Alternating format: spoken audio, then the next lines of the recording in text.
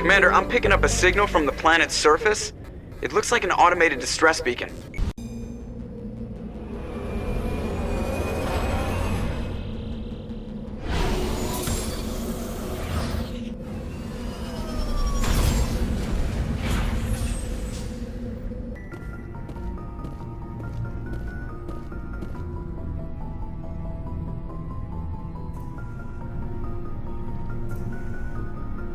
Anything you need, Commander? Just trying to get a sense of where the crew's at. Thoughts? I've wasted enough of your time for now, Commander. We'll have time for personal debriefings later. We'll talk another time, Lieutenant. Commander?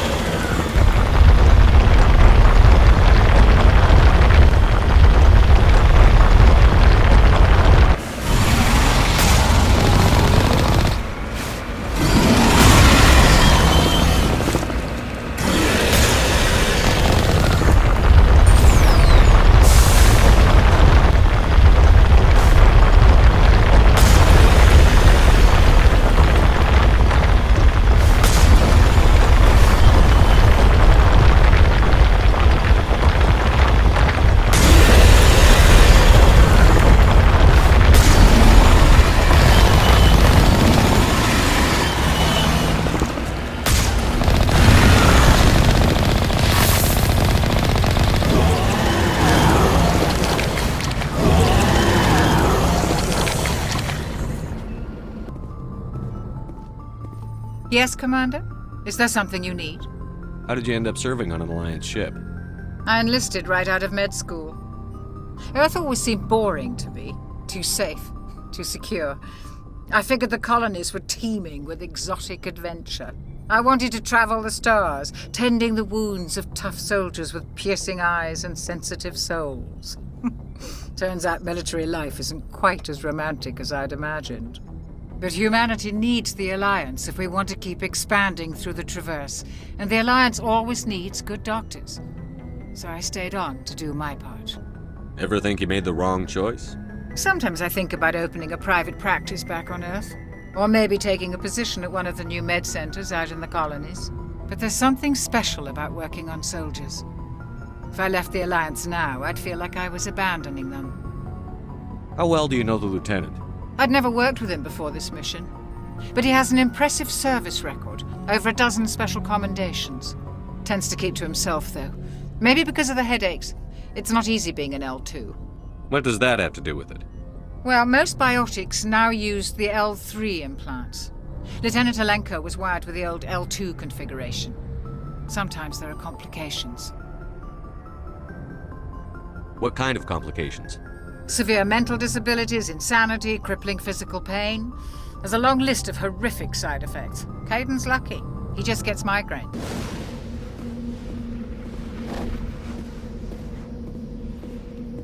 Alliance soldiers.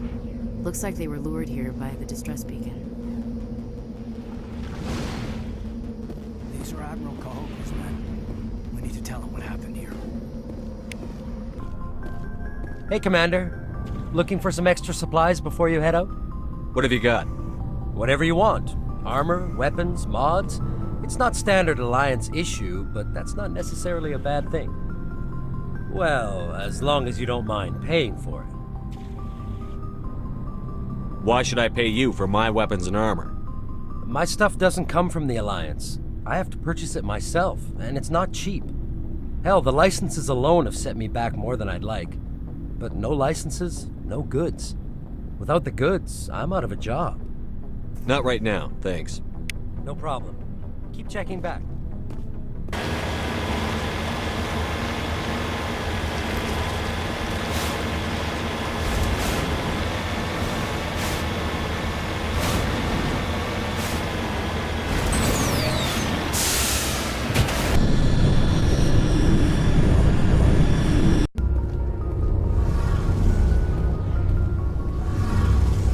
Commander, you know that Quarian, Tally?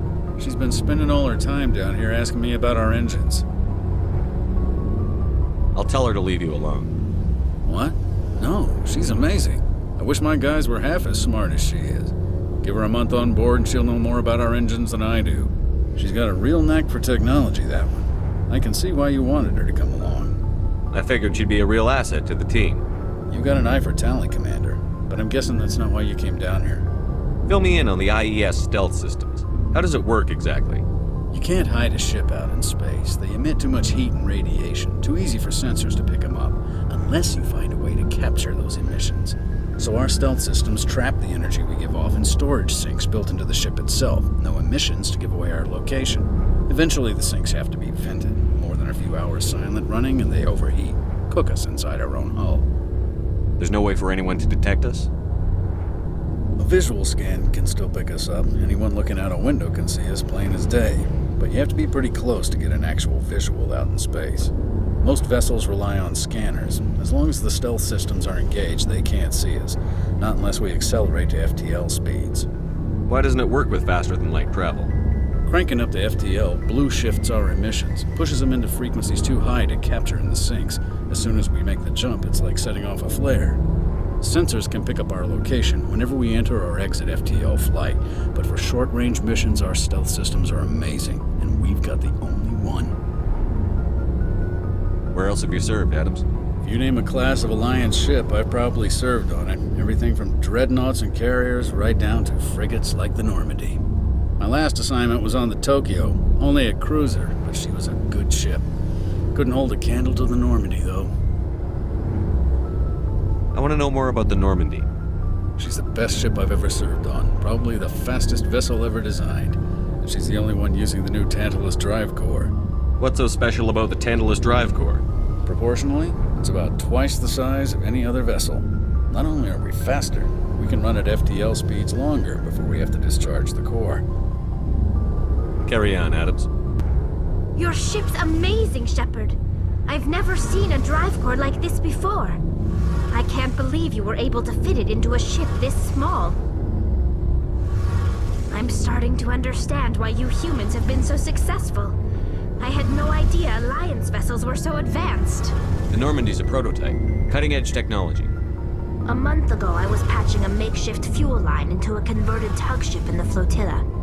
Now, I'm sitting on board one of the most advanced vessels in Citadel space. I have to thank you again for bringing me along. Traveling on a vessel like this is a dream come true for me. I had no idea you found ship technology so interesting. It comes with being a Quarian. The migrant fleet is the key to the survival of my people.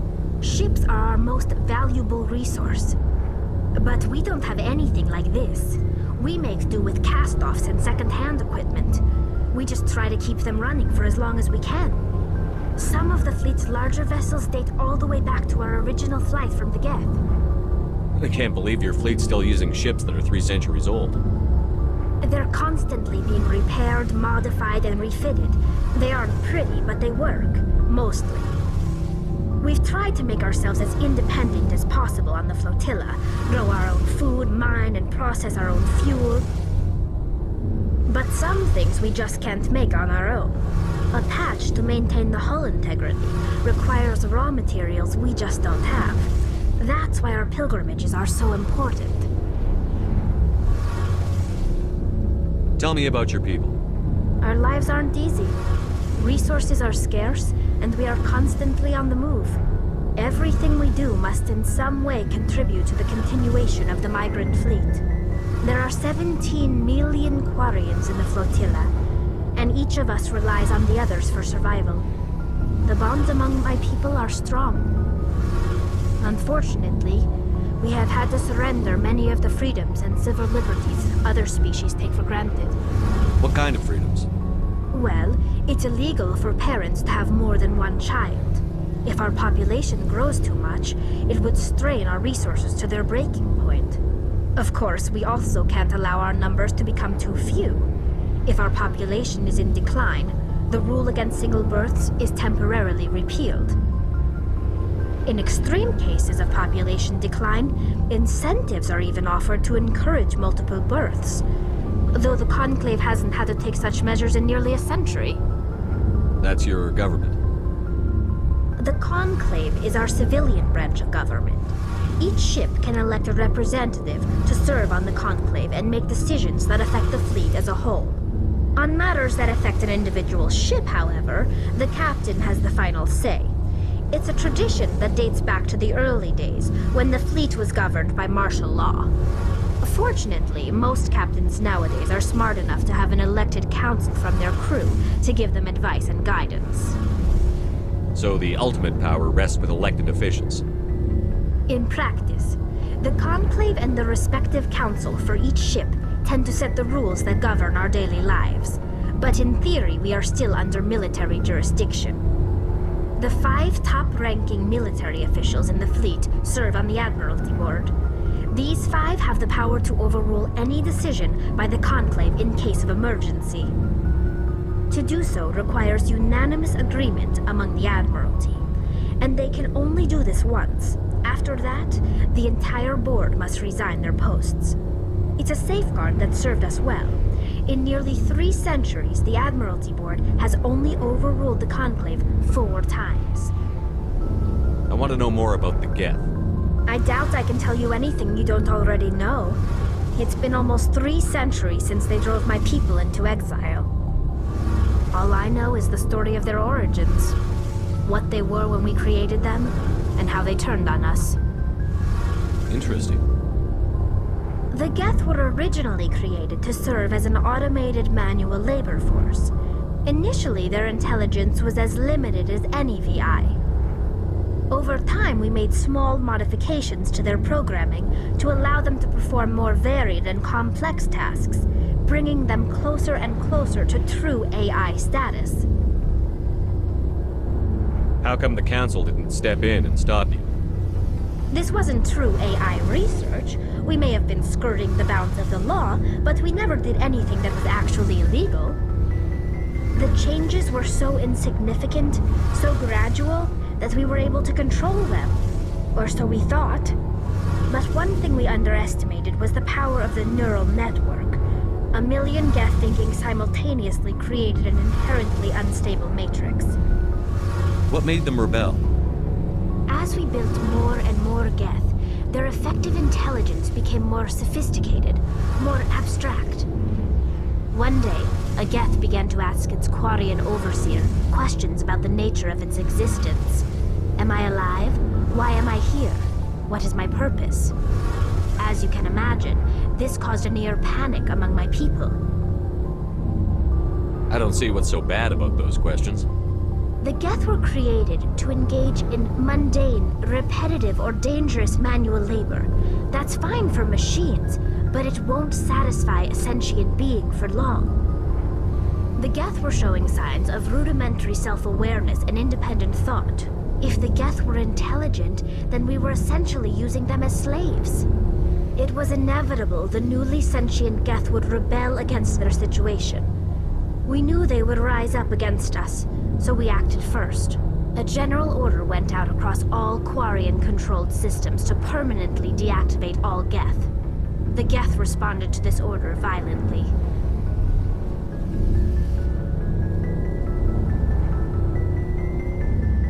You can't blame them for fighting for their survival. We had no other choice. The Geth were already on the verge of revolution. By acting quickly, we had a chance to end the war before it began. The hope was that most of the Geth would still be little more than machines, incapable of organized resistance. But they had progressed much further than anyone anticipated. The war was long and bloody. Millions upon millions of Quarians died at their hands. In the end, we were forced to flee our own homeworld. We feared the Geth would pursue us, but they never came beyond the Veil. Now we drift through space, exiles searching for a way to reclaim what was once ours. It's hard to feel sorry for you. Your ancestors tried to wipe out another species.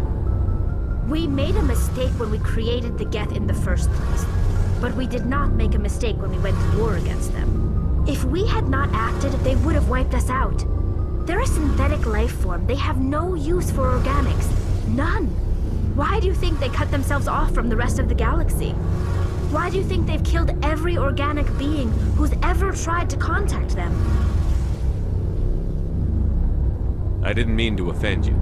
I'm sorry. I didn't mean to get so worked up.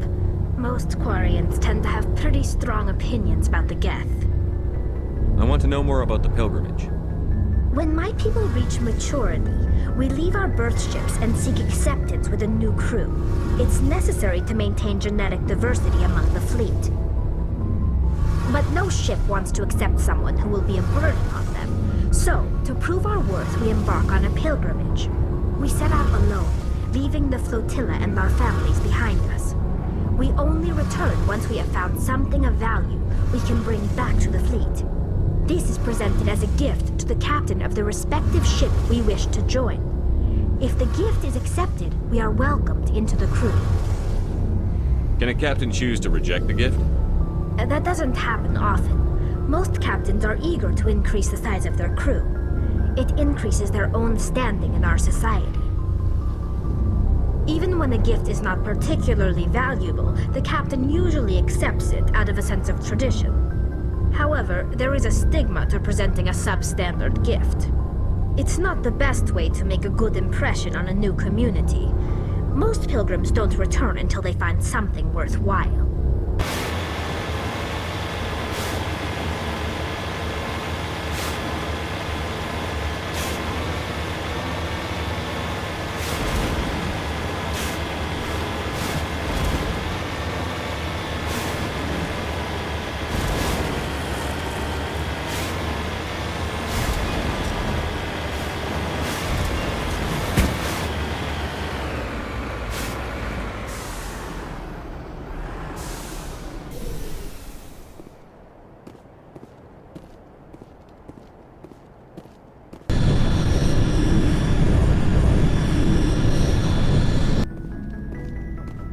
Nice ship you got, Shepard. What can I do for you? What's your story, Rex? There's no story. Go ask the Quarian if you want stories. You Krogan live for centuries. Don't tell me you haven't had a few interesting adventures. Well, there was this one time the Turians almost wiped out our entire race. That was fun. They tried the same with us, but we fought them off. It's not the same. It seems pretty much the same to me. So your people were infected with a genetic mutation? An infection that makes only a few in 1,000 children survive birth? And I suppose it's destroying your entire species? I suppose it isn't all the same. I don't expect you to understand, but don't compare humanity's fate with the Krogan. I was just making conversation. I wasn't trying to upset you. Your ignorance doesn't upset me, Shepard. As for the Krogan, I gave up on them long ago. The genophage infected us, but it's not what's killing us.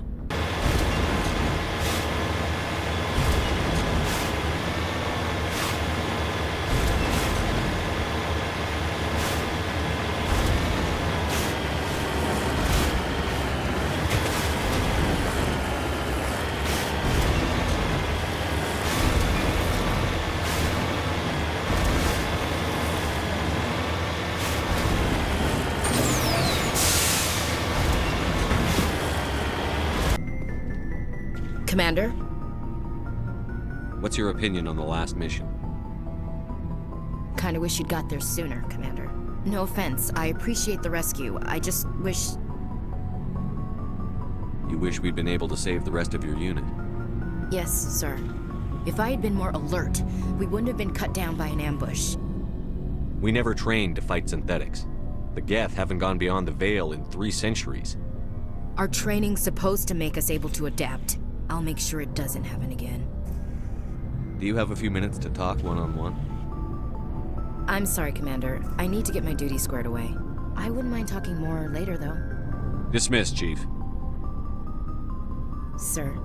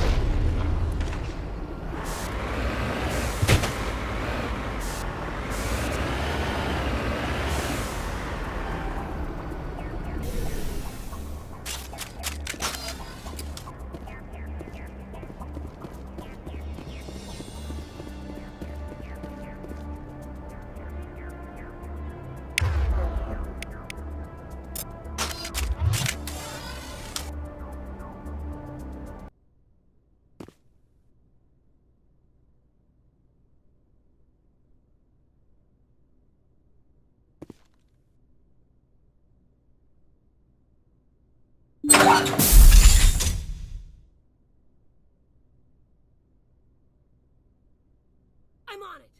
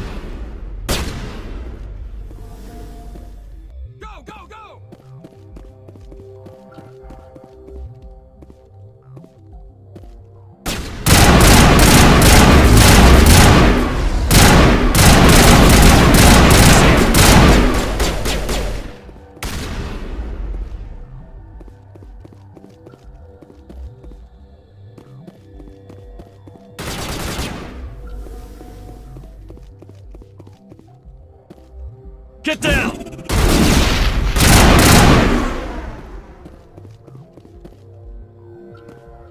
Dead and done, just the way I like them.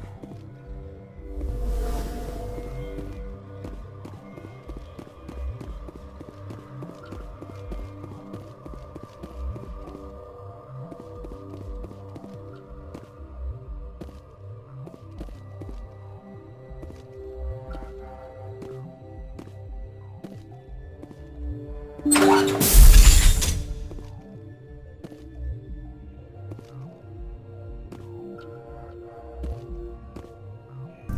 Thanks for bringing me on board, Commander.